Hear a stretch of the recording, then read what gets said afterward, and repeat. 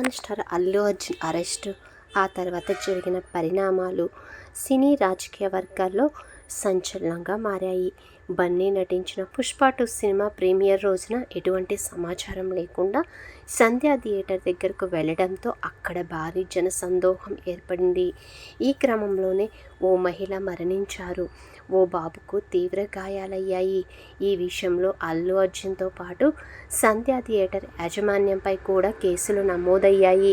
ఈ కేసులో అల్లు అర్జున్కు చిక్కడపల్లి పోలీసులు అరెస్టు చేశారు. నాంపల్లి కోర్టు ఆయనకు 14 రోజుల పాటు రిమాండ్ కూడా విధించిన సంగతి తెలిసిందే. అయితే ఈ విషయంలో అల్లు అర్జున్ హైకోర్టు తలుపులు తట్టారు. ఎట్టకేకలకు హైకోర్టు అల్లు అర్జున్కి మధ్యంతర బెయిల్ మంజూరు చేసింది. 4 వారాల పాటు మధ్యంతర బెయిల్ మంజూరైంది. ఆ తర్వాత సీఎం అసెంబ్లీలో మాట్లాడడం, హైదరాబాద్ పోలీసులు మరోసారి మీడియా ముందు విపులంగా వివరించడం, బన్నీ కూడా మీడియా ముందుకు రావడం వివాదాన్ని మరింత పెంచింది. తెలంగాణ డీజీపీ జితేందర్, తెలంగాణ పోలీస్ అధికారుల సంఘం నాయకులు విష్ణుమూర్తి కూడా ఈ అంశంపై మాట్లాడారు. అల్లు అర్జున్ మేనేజర్కి ముందుగా విషయం వివరించాం. మహిళ చనిపోయిందని చెప్పాం. కానీ మేనేజర్ మమ్మల్ని అల్లు అర్జున్ దగ్గరికి వెళ్ళనివ్వలేదు. తర్వాత మేమే నెట్టుకుంటూ అర్జున్ దగ్గరకు వెళ్ళి విషయం చెప్పి వెళ్ళిపోమని సూచించాం. కానీ సినిమా చూశాకే వెళ్తానని ఆయన అన్నారని చెప్పడం బన్నీకి ప్రతికూలమైంది. ఇక తెలంగాణ కాంగ్రెస్ పార్టీ నాయకులు అల్లు అర్జున్పై దాడి పెంచారు.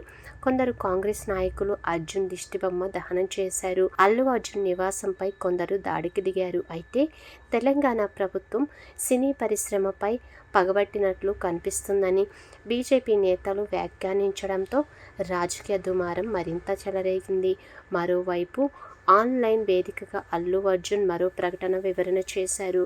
తన ఫ్యాన్స్ ముసుగులో కొందరు చేస్తున్న దుష్ప్రచారాలను ఆయన తప్పుపట్టారు. అల్లు అర్జున్ విషయంలో రేవంత్కి ఓ వర్గం అభిమానులు బాగా మద్దతిస్తున్నారు.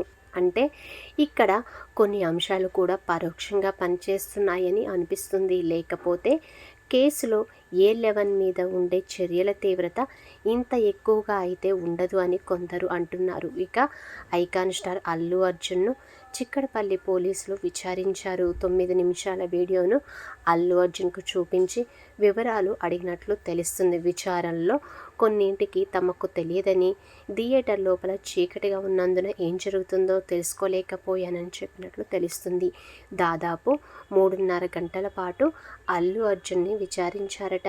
అల్లు అర్జున్ స్టేట్మెంట్ను పోలీసులు రికార్డ్ చేశారు. డిసెంబర్ 4 ఆ రాత్రి సంధ్యా థియేటర్ దగ్గరకు అల్లు అర్జున్ వచ్చినప్పటి నుంచి తిరిగి ఆయన అర్ధరాత్రి వేళ ఇంటికి వెళ్లే వరకు ఏం జరిగింది అన్ని మినిట్ టు మినిట్ పోలీసులు ప్రశ్నల రూపంలో అడిగారని సమాచారం.